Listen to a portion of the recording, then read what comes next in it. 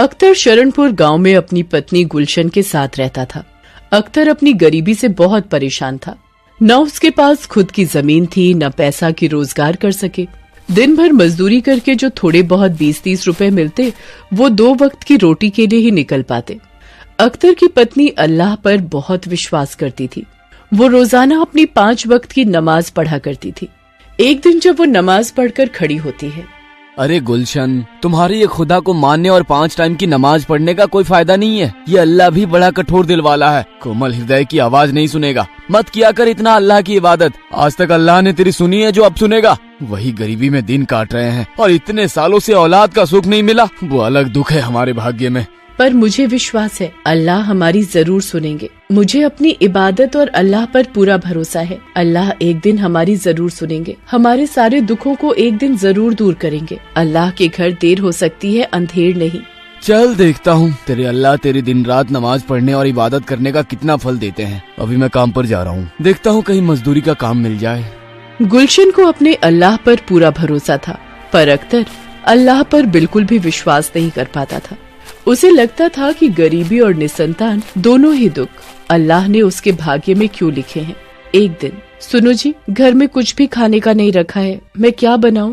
मैं भी क्या करूं गुलशन, आज मैं अभी साहब के पास गया था, लेकिन इस वक्त किसी के पास काम देने के लिए नहीं है।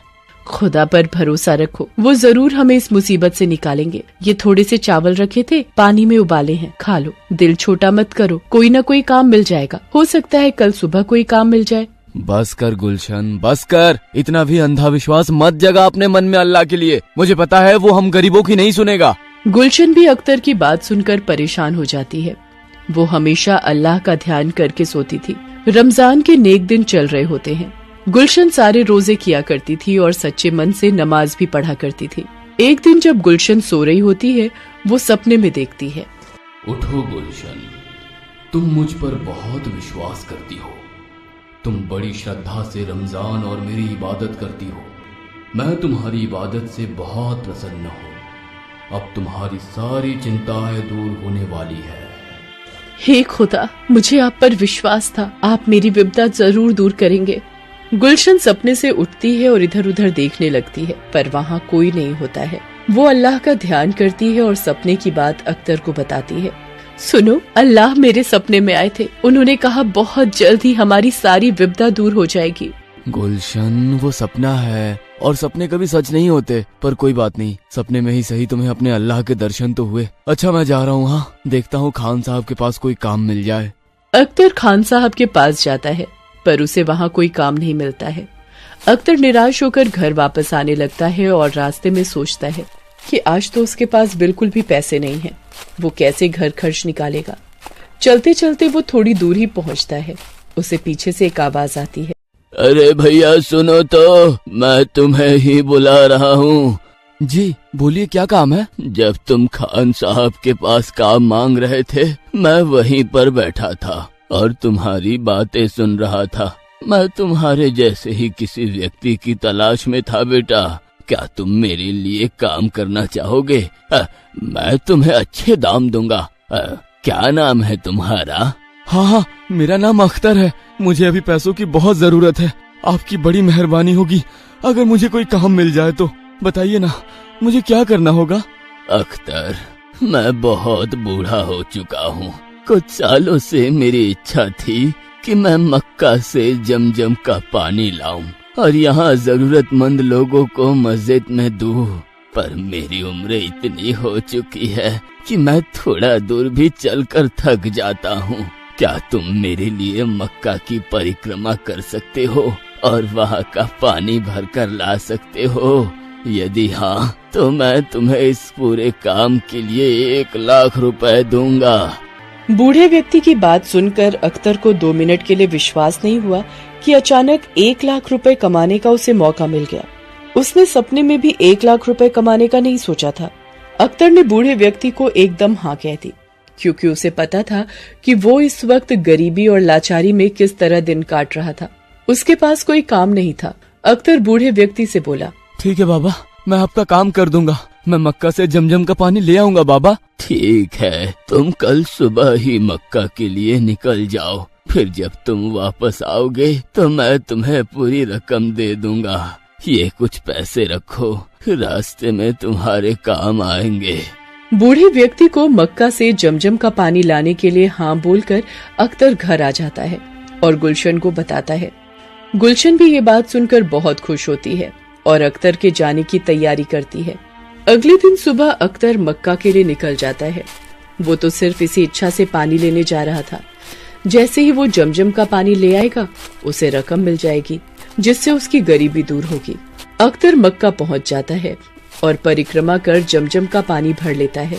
अख्तर अकेला ही मक्का के लिए निकला था, इसलिए जब वो अकेला आ रहा होता है, रास्ते में उसे बहुत से लोग मिलते हैं जो अल्लाह की इबादत कर रहे होते हैं। अख्तर भी अल्लाह की इबादत करता हुआ वापस आ रहा होता है। आते समय अख्तर को एक झाड़ी के पास से आवाज आ रही होती है, कोई 2 घूंट पानी पिला दो, बहुत प्यास लगी है। प्यास के मारे मेरा गला सूख रहा है। कोई मेरी मदद करो। अरे आप कौन है बाबा, और यहाँ कैसे, वो भी इस हालत में? मैं यहीं पास के गांव में रहता हूँ। मेरी आंखें नहीं है बेटा, मैं देख नहीं सकता।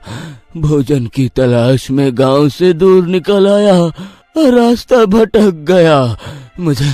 मुझे बहुत प्यास लगी है बेटा, 2 घूंट पानी पिला दो, अल्लाह तुम्हारा भला करेंगे।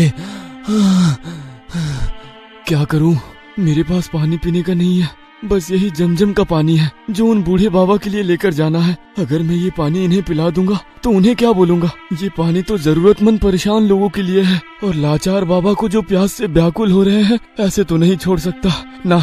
मैं इन्हें पानी पिला देता हूँ और उन बूढ़े बाबा को बोल दूंगा कि मैं पानी नहीं ला सका। शायद मेरी किस्मत में पैसा कमाना लिखा ही नहीं था। अख्तर उस व्यक्ति को मक्का का जमजम का पानी पिला देता है। व्यक्ति की प्यास बुझ जाती है। वो अख्तर को शुक्रिया कहता है, बेटा आज तुमने इस बुरे वक्त में मेरी सहायता की, मेरी प्यास बुझाई। अल्लाह तुम्हें हमेशा खुश रखे। बेटा आज तुमने मुझे अंध फकीर को पानी पिलाया है, मैं भी तुम्हें कुछ देना चाहता हूँ। ये पोटली अपने पास रखो और घर जाकर ही इस पोटली को खोलना। बाबा मैं आपको घर छोड़ देता हूँ, आप अकेले कैसे जाओगे? नहीं बेटा, मैं चला जाऊंगा, तुम्हें भी तो समय पर घर पहुंचना होगा। तुम्हारी बेगम गुलशन तुम्हारी राह देख रही होगी। अख्तर अपने घर की तरफ चल पड़ता है। रास्ते भर अख्तर यही सोचता है वो उस बूढ़े बाबा को क्या जवाब देगा। रमजान का भी आखिरी दिन है, दोबारा भी पानी लेने नहीं जा सकता। वो ईद पर नहीं पहुंच पाएगा। वो मायूस अवस्था में गांव पहुंचता है और खान साहब के पास जाता है। खान साहब, जब मैं उस दिन आपसे काम मांगने आया था तो यहाँ एक बूढ़े बाबा बैठे थे, क्या आपने उन्हें कहीं देखा है? कौन से बूढ़े बाबा? मेरे यहाँ तो मक्खी भी नहीं बैठती मेरी बिना इजाजत के, तो कोई बूढ़ा बाबा कैसे बैठेगा मेरी दुकान के पास आकर? यहाँ कोई नहीं आया था। फिर वो बाबा कहाँ गए? उन्होंने तो मुझे कहा था कि वो मुझे यहीं मिलेंगे। अख्तर ने गांव में हर तरफ उस बूढ़े व्यक्ति की खोज की, पर वो बूढ़ा व्यक्ति अख्तर को कहीं भी नहीं मिला। अख्तर निराश होकर घर आ गया। घर आकर अख्तर ने अपनी पत्नी को सारी घटना बताई। गुलशन बोली, सुनो जी, आपने जिन बाबा को जमजम का पानी पिलाया था, क्या उन्हें मेरा नाम बताया था? अरे गुलशन, मैंने तो उस बाबा को तुम्हारा नाम तक नहीं बताया था। उन्होंने मुझे कहा कि तुम्हारी बेगम गुलशन तुम्हारी राह देख रही होगी, इतना कहा और ये पोटली दी और इसे घर जाकर ही खोलने को कहा। ये सब क्या हो रहा है? आप पोटली खोलकर देखो क्या है इसमें, और बाबा ने ये आपको क्यों दी है? अख्तर पोटली खोलकर देखता है। गुलशन, ये रुपए पूरे 1 लाख रुपए है। 1 लाख तो मुझे उस बाबा ने मक्का से जमजम की पानी लाने की रकम बोली थी। आज मैंने उस बाबा को पूरे गांव में ढूंढा पर वो नहीं मिले।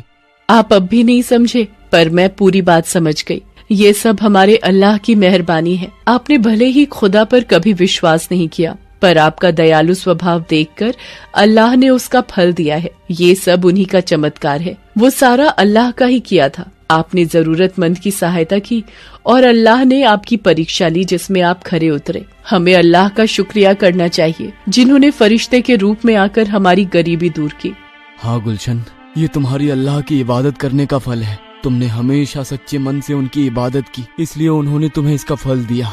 आज से अल्लाह पर मेरा भी अटूट विश्वास बन गया है। हे खुदा, मुझे क्षमा करना। मैं आपकी शक्तियों को पहचान ना सका। आप अंतर्यामी हो, खुदा हो। आप अपने बच्चों की मन की बात पढ़ लेते हो। हे अल्लाह, हे अल्लाह। उस दिन के बाद अख्तर को खुदा पर अटूट विश्वास हो जाता है। वो भी रोजाना मस्जिद में जाकर इबादत किया करता था और सच्चे मन से नमाज पढ़ा करता था। अल्लाह की दुआ से कुछ समय बाद गुलशन के बेटा और बेटी पैदा होते हैं। अख्तर के घर खुशियां आ जाती हैं। एक गरीब की मक्का परिक्रमा सफल हो जाती है।